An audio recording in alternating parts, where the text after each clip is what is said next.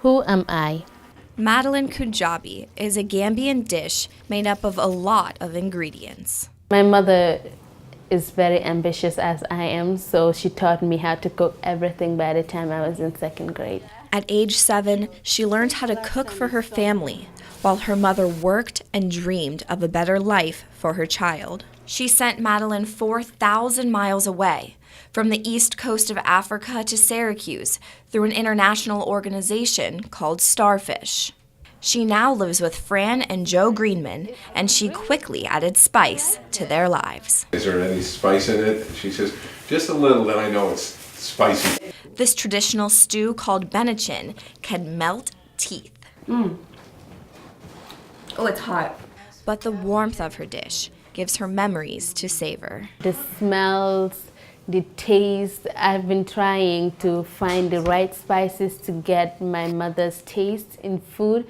She wants to make a difference in her new world.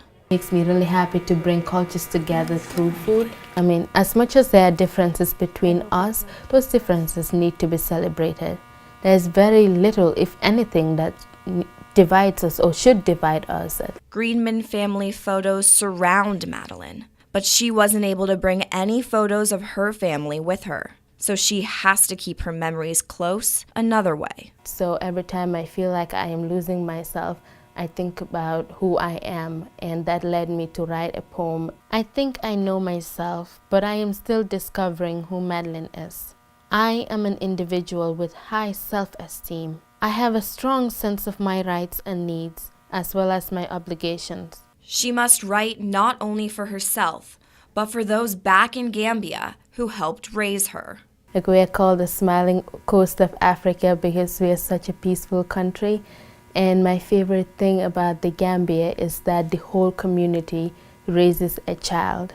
Her success is their dream too. For people back home, I hope that they could look at me and say, yes, she did it.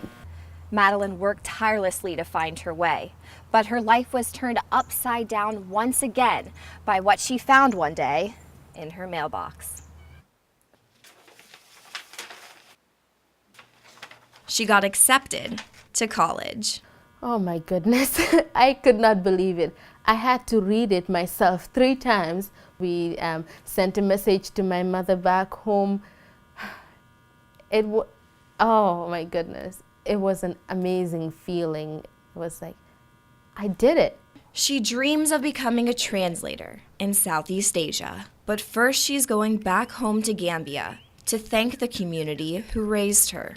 After I finished college, I am going back to my community to give back. Madeline's life may not be a fairy tale, but this year she got to be part of one when she performed in her high school's spring play,